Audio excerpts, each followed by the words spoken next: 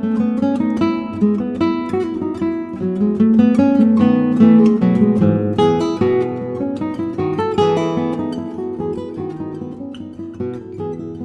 just looked at the humanity in everybody and liked to laugh and a joke and relaxed and shared hilarity with people and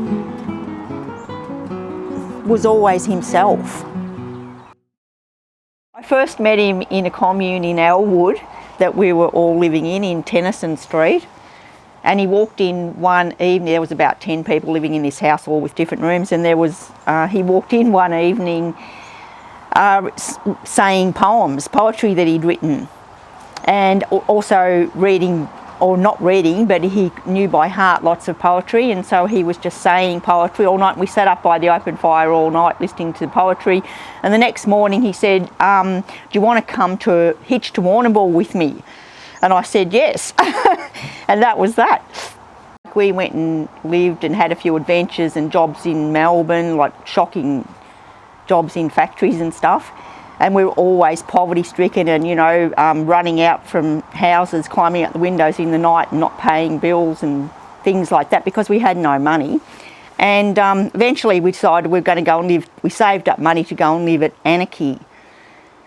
We got a gold miner's licences and we were going to live in a little hut we'd found there in the bush, and we got friends who had a car to take us there, and we had flour and some cans of beans and stuff, but we hadn't actually thought about water.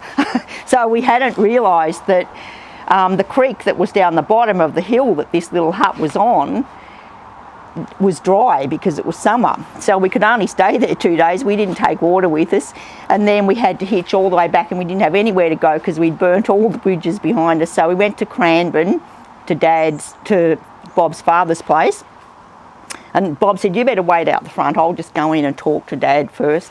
So he went in, and I heard coming out, oh, what are you doing? You can't be, you know, just following around a woman.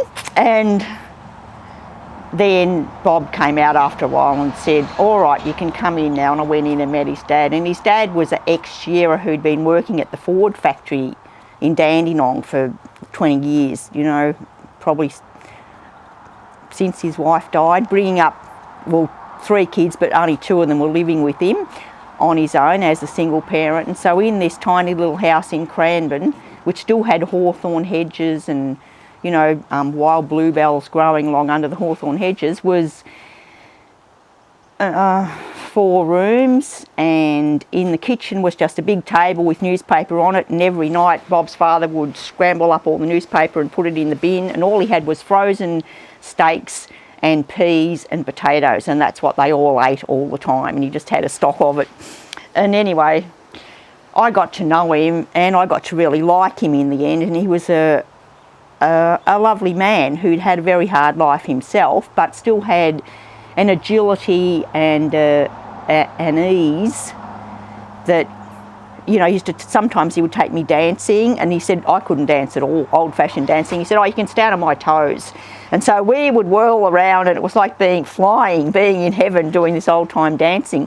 And him and I used to go and do the shopping, and he'd always take me out for a coffee, you know, after we did the shopping before we went back. But Bob was working at various jobs, like in McDonald's, washing dishes and pumping petrol, and assorted job after job, and I was getting what jobs I could get, which was in factories and stuff too. I don't think it was romantic at all. I think it was only a choice of what he could get, work to get money. Like, he desperately needed money. And I mean, I remember one time, I wasn't living with him, but he wrote letters to me all his life, and I think that he did tell me one time he had a job in Melbourne and he was working doing carpentry stuff, putting office fittings together, like partitions and stuff like that, and he loved it because he was working with tools like his father had, and he remembered all that, and he really liked it. But how long anything lasted, I don't know. Maybe that wasn't a job that you could keep doing for a long time. Maybe it was a short-term contract thing, I have no idea. But I do remember him saying how much he loved doing that.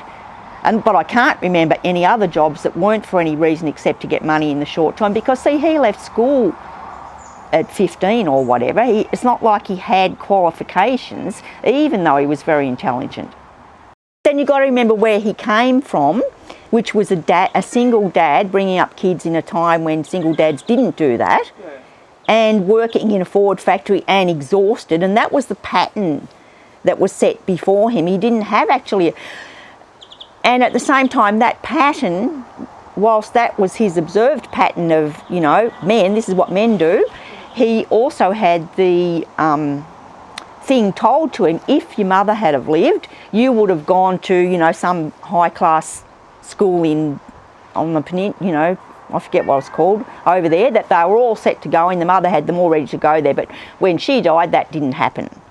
So it was as if that kind of life where you went to school, got qualifications, and then had a life was shut from him from when his mother died, almost. Well, it's not an easy background, but it's a background where he didn't see himself as really being a victim, although he hated the constrictions of poverty and you know, coming from a working class background. He still didn't see himself as a victim, and he was always interested in humanity of other people, without kind of, but still speaking his own mind. And I think people respected that. It's like in that one of the poems I was reading it the other day, I can't remember what it is, but it goes, and call, call, call, you wheeling boy. You know, and before that, it's so many, so tired of pursuit. And it is this awareness that he always had of the things that happen to people and how things and situations kind of coalesce and affect people and how their lives go, and they all affect each other. And I think he had that very early, before the whole realignment of Christ came in and made sense of that. So back in that early time, when we moved all the time, it was that we could never fit in anywhere. We weren't restless, it's just that nothing accepted us. We weren't accepted, either because of his poetry or his overt working class looks in the time. I mean, I remember being in Carlton, walking down the street in Carlton, living with him, and lesbian women in boots and stuff would come up and accost him and talk to him, and they would just give him shit just because he looked masculine. You know, it was nothing to do with anything else.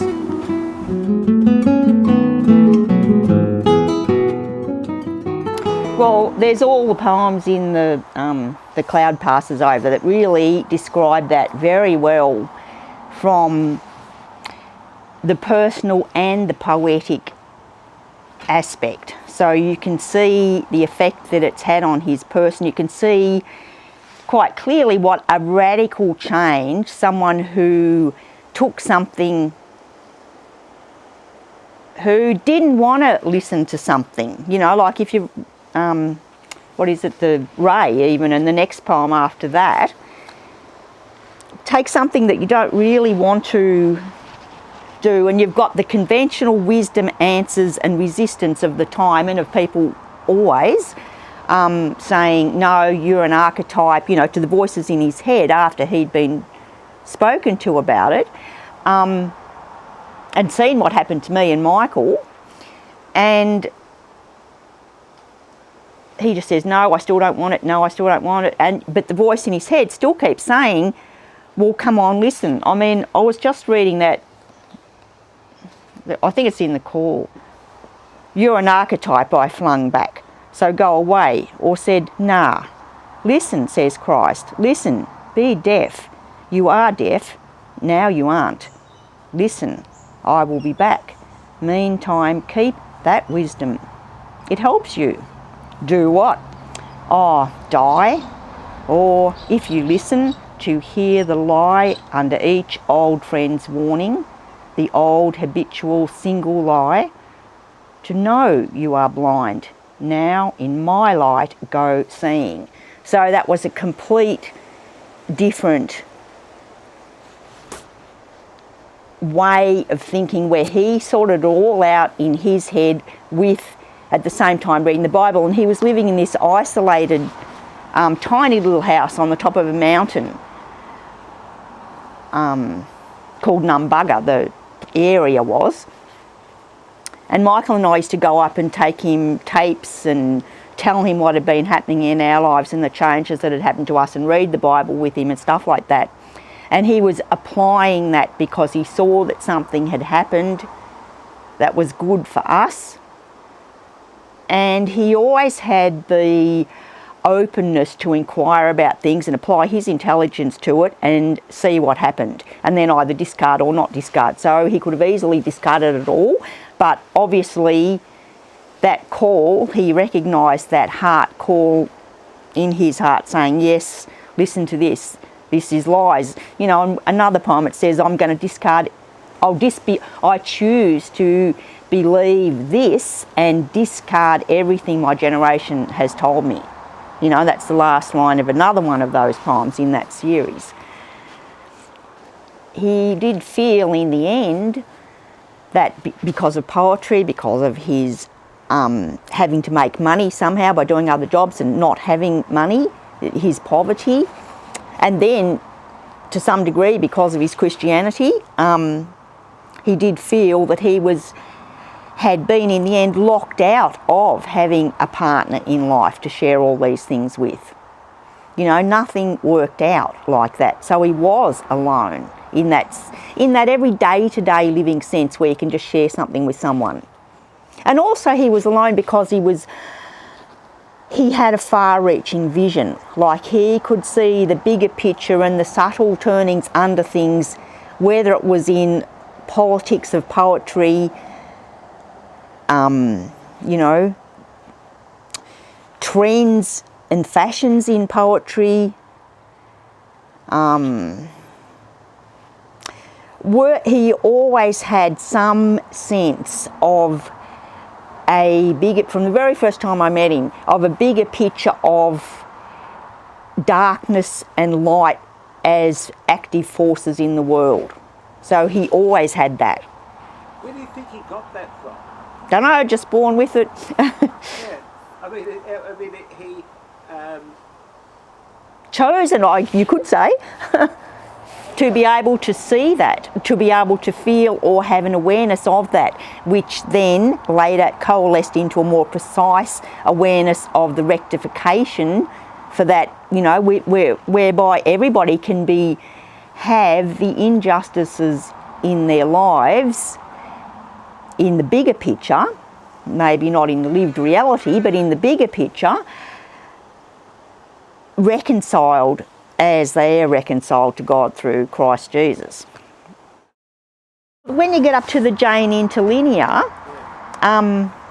it's very interesting, the writing in there, because I think he'd brought to bear on the writing then his whole